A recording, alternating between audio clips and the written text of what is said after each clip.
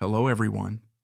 Today we're reflecting on the life of Naomi Judd, a country music pioneer who reached extraordinary heights as one half of the Judds and later faced struggles that touched the hearts of fans worldwide. If you recall hearing Love Can Build a Bridge or Grandpa, Tell Me About the Good Old Days on your car radio, you already know some of the magic Naomi and her daughter Winona created together.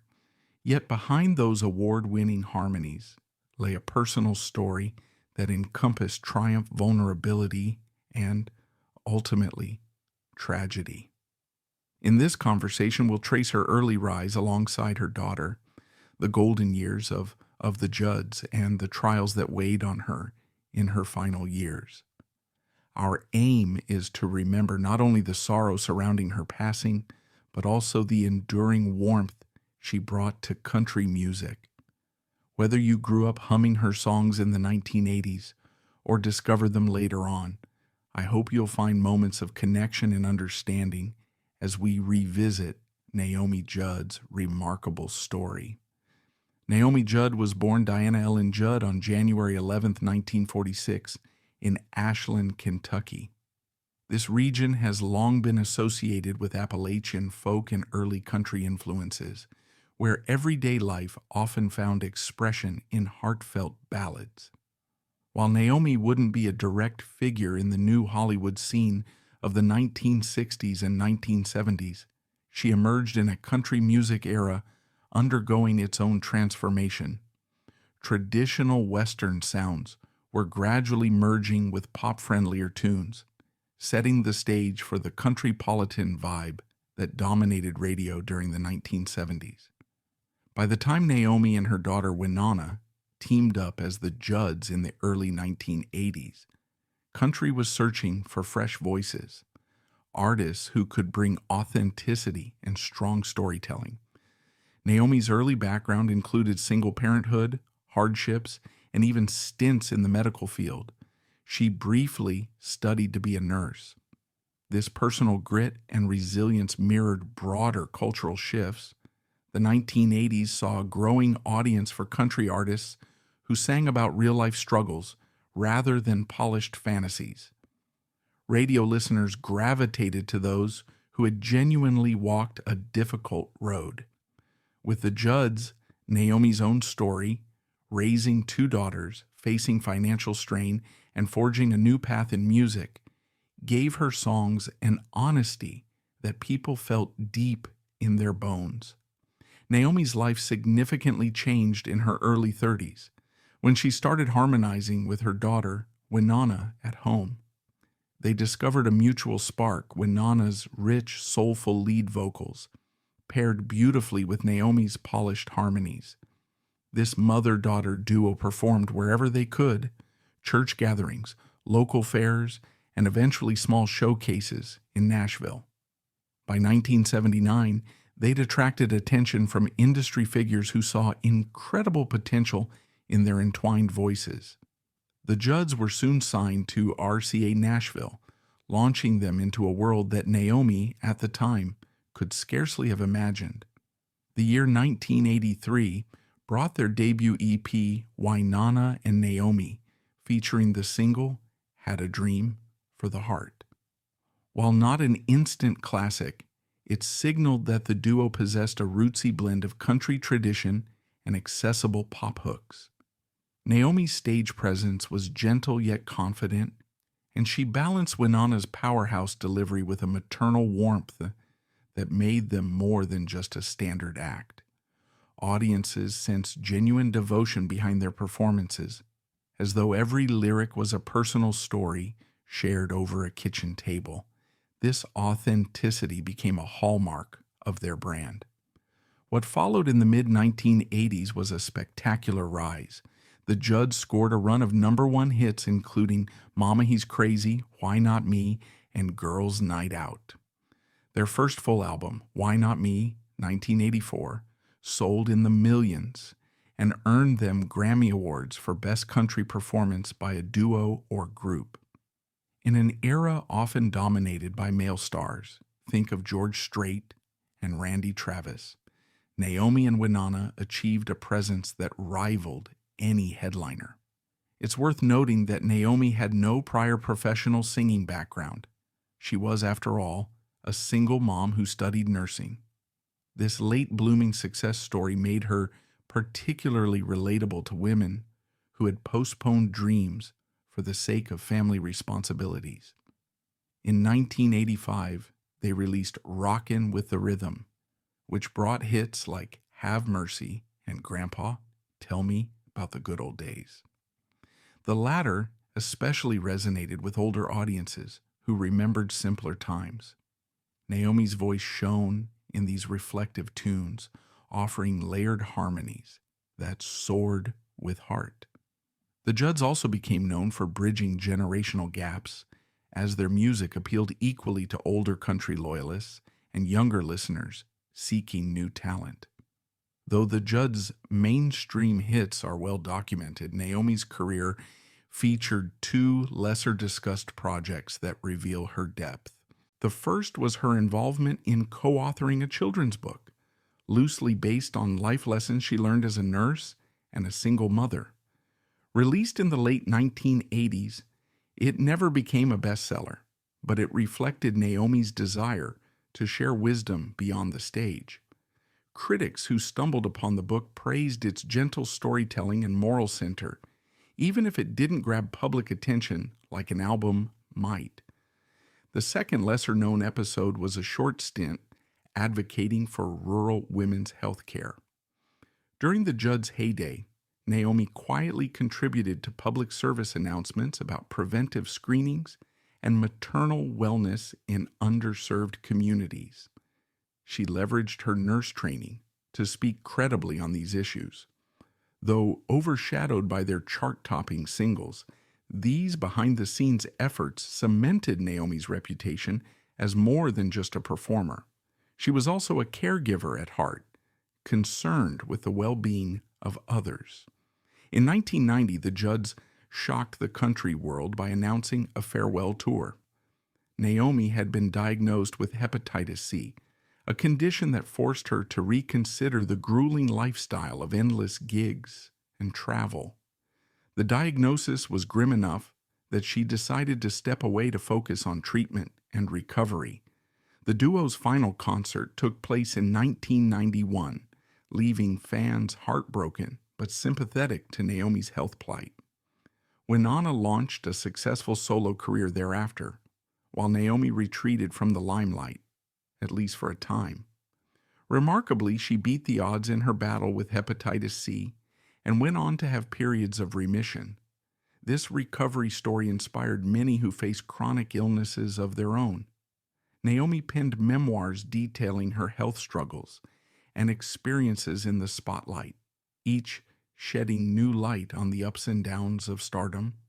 One can find stirring passages describing nights where she'd collapse from exhaustion, only to rally for a show because she refused to let fans down. Those glimpses into her personal battles revealed that, behind the glamorous outfit and radiant smile, Naomi was fighting a quiet war within her body. By the late 1990s and early 2000s, Naomi felt well enough to dabble again in public life. She hosted talk shows, participated in charity events, and, on rare occasions, reunited with Winona on stage for special appearances. In 2004, the Judds embarked on a short Power to Change tour, showing the world that Naomi hadn't lost her stage presence. She was no longer the unstoppable performer of the mid-'80s, but the audience didn't mind. They cheered just as loudly, grateful to see mother and daughter harmonizing in their beloved style. During these years, Naomi also opened up about battling severe depression and anxiety. While mental health wasn't a frequent conversation topic in country music circles at the time, her honesty broke down a few walls. She admitted to feeling periods of overwhelming sadness, even when life seemed outwardly stable. A close friend once recalled Naomi saying, "I can stand on stage and hear applause, but I still worry if I matter once the lights go out." Such intimate confessions drew empathy from fans who faced their own struggles. Naomi's willingness to speak candidly about therapy, medication, and the healing power of spirituality made her an unexpected ambassador for mental health awareness in the country music scene. Friends and family paint a moving picture of Naomi's personal warmth during this era. She relished playing the role of grandmother, cherishing time with grandchildren who saw her less as a star and more as a loving matriarch. She'd bake cookies, fuss over them at holidays, and retell old family tales. Winona, too, would note how her mother had shifted priorities, less chasing charts, more cherishing simple joys. In interviews, Naomi joked about spoiling the grandkids with bedtime stories, adding, "That's one privilege of age, to let the next generation know their roots." These domestic pleasures did not entirely eclipse her ambitions. She still traveled to speak at events, especially those focusing on mental health, hepatitis C awareness, or rural health care. Audiences recall feeling that she radiated gratitude, reminding them that every day was a gift. Naomi rarely turned down an autograph request, even if she sometimes felt drained. In those smaller gatherings, one sensed that she found redemption in connecting with people one-on-one, using her fame for messages she deemed important. As the 2010s rolled on, Naomi's mental health challenges, though publicly known, seemed more severe behind closed doors. Ashley Judd, Naomi's younger daughter and a successful actress, once described how the family tried different therapies and specialists to support Naomi. Over time, her episodes of depression deepened, with friends reporting that the otherwise cheerful mother figure would retreat from social contact for days, sometimes weeks at a time. She wrote candidly in a later memoir that she felt a storm of darkness encroaching, a phrase that resonates painfully now in hindsight. Despite these troubles, Naomi found moments of uplift. She would do occasional TV appearances, like the 2015 reunion with Winona, during which they teased fans about a new Judds project. The crowd erupted in applause, but insiders revealed that Naomi felt anxious about any extended touring commitment. She worried about disappointing fans if her mental health deteriorated during a tour. Meanwhile, she remained fiercely supportive of Winona's solo efforts, sometimes offering motherly advice about not overextending herself in the celebrity grind. In early 2022, the Judds were announced for induction into the Country Music Hall of Fame, a career-defining milestone that seemed both overdue and perfectly timed. Naomi expressed joy at the recognition, telling reporters how proud she was to have built such a lasting musical legacy with her daughter. She looked forward to the ceremony, but behind the scenes, her mental health was deteriorating. Close acquaintances said she struggled with crippling anxiety, insomnia, and deep sadness that medication and therapy couldn't fully alleviate.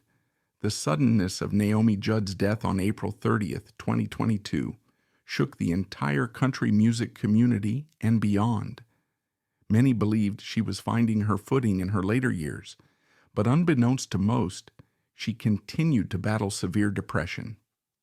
Authorities later confirmed that her passing was the result of a self-inflicted gunshot wound, an outcome of Naomi's long fight with mental illness, which she had previously disclosed, but tried to keep at bay for the sake of her loved ones. Just a day later, May 1st, the Judds were officially inducted into the Country Music Hall of Fame. Winona, still overwhelmed with grief, took the stage to accept the honor, explaining through tears that canceling the ceremony would have gone against everything her mother had wanted. The mood in the room was as somber as it was supportive. Fans, fellow artists, and industry figures offered a standing ovation, transforming what could have been a routine accolade into a heartfelt tribute. Many recalled last-minute conversations and plans Naomi had made, including a budding idea of launching grassroots mental health support in rural areas, an effort tragically cut short. After her passing, more details emerged of how her depression had escalated in recent months. Close friends mentioned that even on good days, Naomi voiced concerns about losing her sense of purpose, and the intense heartbreak was something she could not fully articulate. A longtime confidant recounted how Naomi privately confided that despite decades of success and a family she adored, her illness made her feel unbearably isolated. That deeper struggle, hidden behind her usual warmth and intermittent public appearances, ultimately ended in devastation. In the wake of her death, mental health advocacy among older country music artists gained urgency, reflecting an industry-wide realization that fame offers no guarantee against despair. For fans, Naomi's loss underscored the importance of open discussions around depression and suicide, especially for those who watched her share so much joy and motherly guidance on stage. By May 2nd, memorial pages were filled with stories of how Naomi's songs had comforted listeners through their own ordeals, an unintended reminder that the woman providing solace to millions still struggled to find her own. Amid the tears, the Hall of Fame induction stood as both a final triumph and a poignant coda, symbolizing Naomi's extraordinary legacy, and the stark reminder that even those who bring light to others can at times be unable to chase away their own darkness. A separate controversy emerged around the family's request for privacy. After details of the circumstances of Naomi's death leaked, Ashley and Winona petitioned courts to protect sensitive records. This sparked a debate between those who believe in transparent reporting of public figures' passings and others who argue that families deserve discretion in times of deep grief. Historians took note of how the country music community responded. Some outlets published heartfelt tributes that skirted the details, while tabloids angled for sensational headlines. Naomi Judd's journey reminds us that great talent and heartfelt success don't always shield a person from the darkest storms. She rose from small-town nursing ambitions to become a key voice in the country's golden years, performing hits that warmed hearts across America. In her final act, though, she faced a mental battle that ended in heartbreak. The outpouring of grief and love upon her death showed just how profoundly her music had touched countless souls, and how admired she was not just for her songs, but for the warmth and humanness she displayed off stage. As we look back, let's hold on to the precious gift she shared, that even in life's most daunting battles, reaching out, sharing love, and making music can help build a bridge, one that might guide us all toward empathy, understanding, and ultimately a deeper sense of community.